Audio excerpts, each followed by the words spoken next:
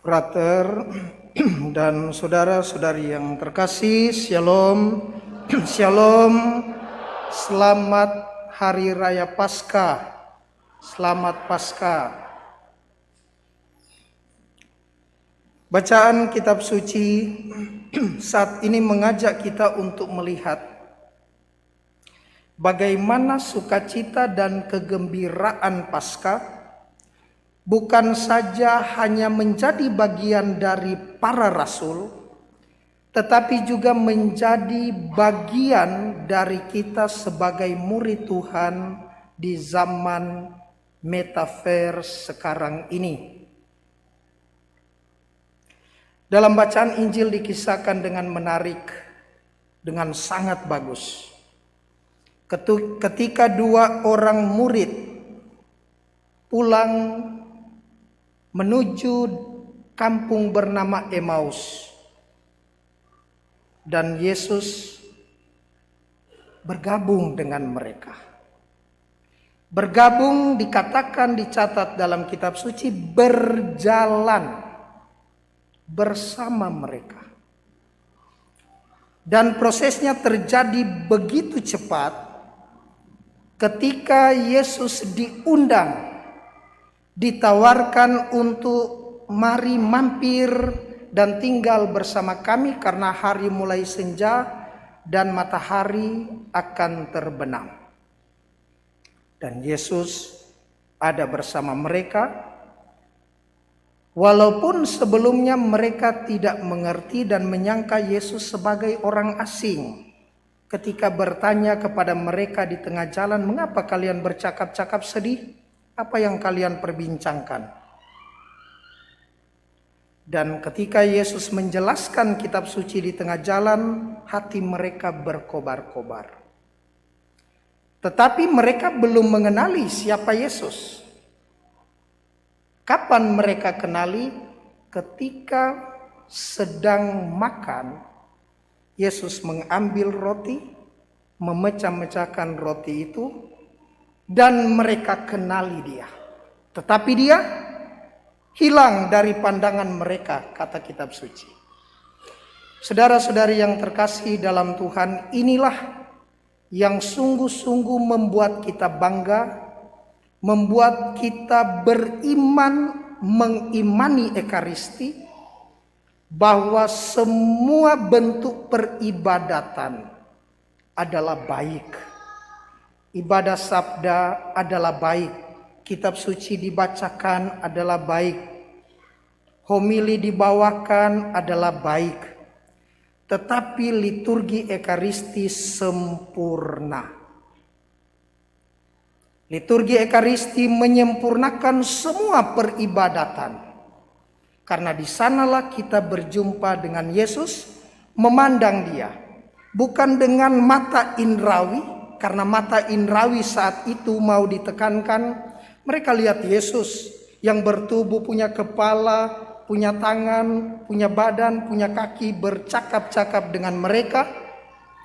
Tetapi ketika dia memecah-mecah roti, Yesus hilang dari pandangan mereka, meninggalkan kenangan, meninggalkan Ekaristi yang terus-menerus dipelihara oleh gereja.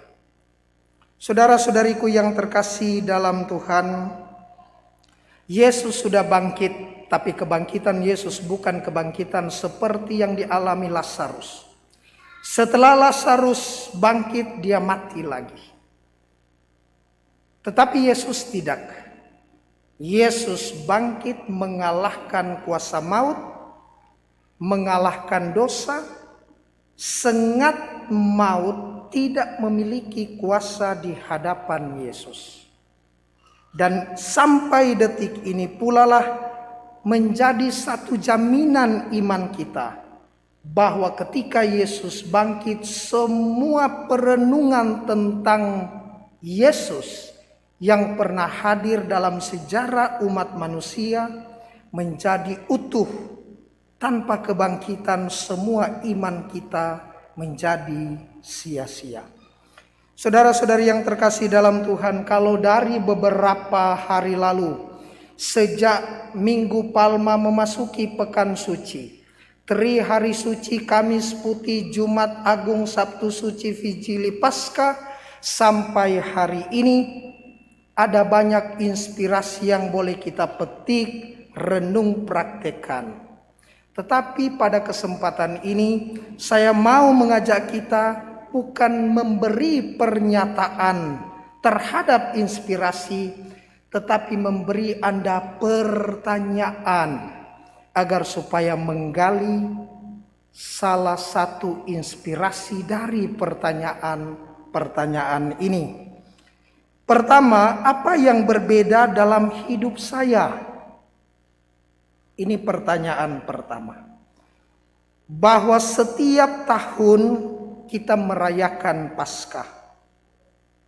Bahwa ketika memasuki Paskah mungkin ada sesuatu yang baru. Baju baru, sepatu baru, rok baru, blus baru, gunting baru, pacar baru, istri tidak boleh baru, pacar masih bisa diganti. Semua mungkin baru. Tetapi pertanyaan lebih lanjut.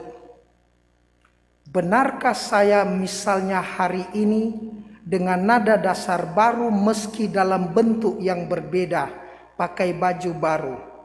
Kau punya baju baru? Ya betul. Baru kau lihat baju ini. Bukan saja baru kau lihat baju ini, dengan kau yang pakai baju saya baru lihat Paskah ini. Apa sesuatu yang baru? Pastor, sesuatu yang baru saya rasa adalah saya mulai rajin berdoa. Pastor, yang saya rasa sesuatu yang baru, saya mulai tekun beribadah. Sesuatu yang baru, Pastor, saya mulai menjalin keharmonisan, romantisme dalam hubungan suami istri.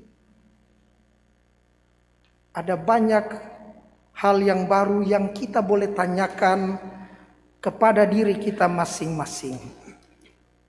Kepada anak-anak, apa yang baru kamu alami dalam Paskah tahun ini? Kepada PPA, apa yang baru kamu alami dalam Paskah tahun ini? Kepada para pelayan petugas liturgi, apa yang saya alami sesuatu yang baru dalam Paskah hari ini, tahun ini? Poin yang kedua, pertanyaan yang kedua adalah, sudahkah aku menjadi saksi kebangkitan? Dalam bacaan pertama, Petrus sungguh menjadi pribadi yang sangat bersemangat untuk mewartakan Kristus yang bangkit. Dia menggambarkan Kristus yang dia alami dengan jatuh bangunnya sebagai seorang murid. Dengan sikapnya yang tegas, spontan, menyangkal. Tetapi pada akhirnya dia sendiri yang menyaksikan dan menjadi saksi akan kebangkitan itu. Ini luar biasa Petrus. Ups and down-nya, jatuh bangunnya, hebat, kuat, lemahnya, pada akhirnya berujung saya akan menjadi saksi Kristus. Apakah kita mengalami juga dalam kehidupan kita suatu pengalaman pribadi dengan Yesus yang sudah bangkit? Apa yang mau kita bawa sebagai sebuah kesaksian yang hidup di tengah-tengah keluarga, gereja, dan masyarakat? Kalau Yesus sudah bangkit, apakah iman kita juga seperti suam-suam kuku atau makin bertambah kuat tanpa menyalahkan, memandang remeh iman orang lain? Saudara-saudari yang terkasih dalam Tuhan, dua murid yang berjalan ke Emmaus berjumpa dengan Yesus dan juga menjadi saksi ketika mereka bertemu dengan ke-11 rasul yang lain. Kita boleh merenungkan bahwa sejak tadi malam sampai tadi pagi dalam bacaan Injil Pasca pagi hari yang berbeda dengan bacaan Injil sore ini, penekanan para saksi adalah perempuan-perempuan. Dari mereka warta kebangkitan keluar. Saya tidak mengulang lagi tentang mengapa perempuan-perempuan, tapi sejenak kita merenungkan bahwa mulut perempuan pertama bernama Hawa menghantar Adam pada kebinasaan, pada kedosaan. Tetapi saat kebangkitan Tuhan, seolah-olah martabat perempuan yang dulu menjerumuskan manusia pertama Adam dalam dosa seolah-olah dipulihkan dengan cara bersaksi. Dari mulut Maria, dari mulut Yohana, dari mulut Maria ibu Yakobus, pewartaan tentang kebangkitan disampaikan kepada para rasul. Bukan berarti bahwa orang-orang memandang remeh perempuan yang pada zaman Yesus, lalu seolah-olah Yesus melibatkan mereka untuk mengangkat derajat mereka. Bukan hanya ini, tetapi bahwa warta keselamatan kebangkitan menjadi tugas setiap orang lintas gender. Mau laki-laki, mau perempuan, memiliki tugas yang sama, mewartakan kebangkitan. Poin pertanyaan terakhir, apa yang kamu cari? Apa yang kita cari sebenarnya? Rasul Paulus dalam bacaan kedua menegur umat di Kolose agar sesudah mereka dibangkitkan bersama Kristus, hal yang penting adalah sekarang berpikir tentang perkara yang di atas. Berpikir tentang perkara yang di atas, perkara bukan soal masalah, tetapi soal perihal.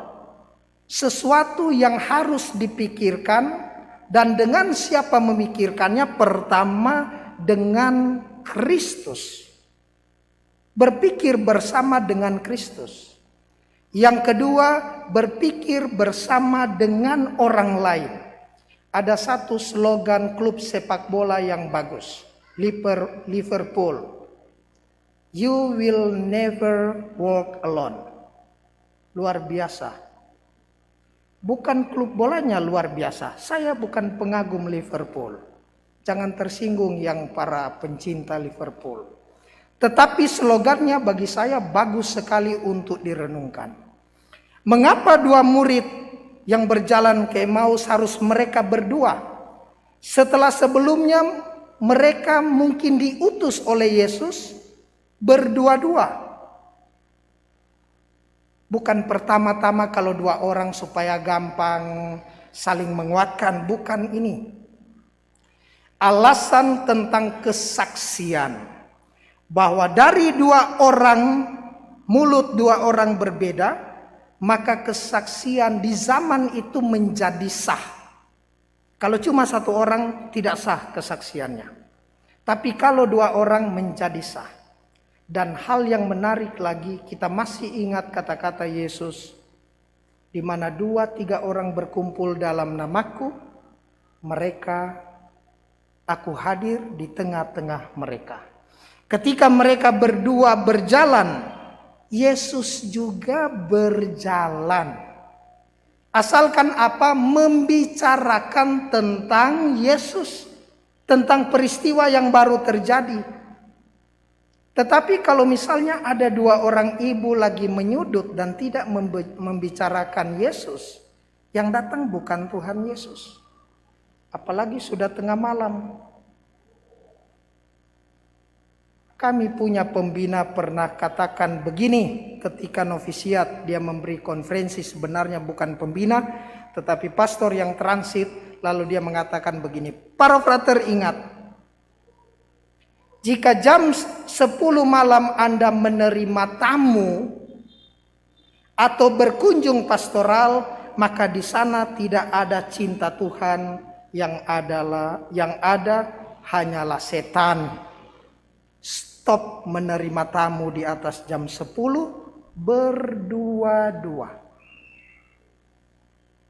Saudara-saudariku yang terkasih dalam Tuhan, pada kesempatan ini dengan 3 pertanyaan ini saya mengajak saudara-saudari untuk semakin hari semakin merenungkan lebih dalam perjalanan penyelamatan hingga kebangkitan Tuhan, menarik kita masuk lebih dalam untuk merenungkan. Andai kata Tuhan tidak bangkit, mungkin kita tidak beroleh kepastian hidup kekal. Andai kata Tuhan tidak mengalahkan maut dengan wafat, kematiannya dan kebangkitannya, mungkin tidak ada jaminan untuk mengalami keabadian, kekekalan, dan kita seperti makhluk yang lainnya yang hidup hari ini bisa hidup, mau mati tidak ada guna, nyamuk bertengger menghisap prak, tidak ada guna. Hidup kita tidak memiliki makna.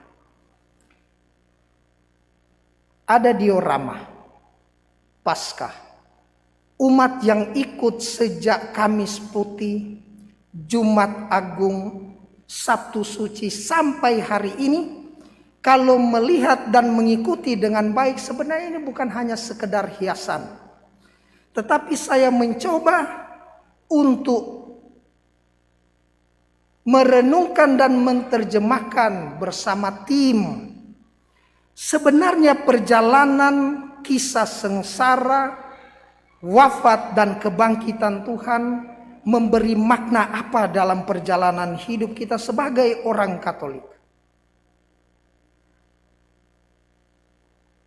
Bisa jadi saya sebagai Pilatus. Bisa jadi saya sebagai salah satu serdadu. Bisa jadi saya sebagai yang terbilang dari Yesus di palang penghinaan, salah satu penjahat. Atau bisa jadi saya sebagai seorang Yudas. Tetapi yang pasti adalah apakah ketika Tuhan bangkit, lalu kita sungguh-sungguh di hadapan kejujuran mengatakan saya mengalami pemulihan dan kebaruan hidup dari saat ke saat. Pastor, apakah kita semua suci? Inilah mengapa Bapak Ibu, sejak awal sebelum pekan suci saya berteriak mengaku dosa. Beberapa kesempatan saya pernah bilang, bahkan bukan hanya pernah bilang, dalam doa saya bilang, Tuhan,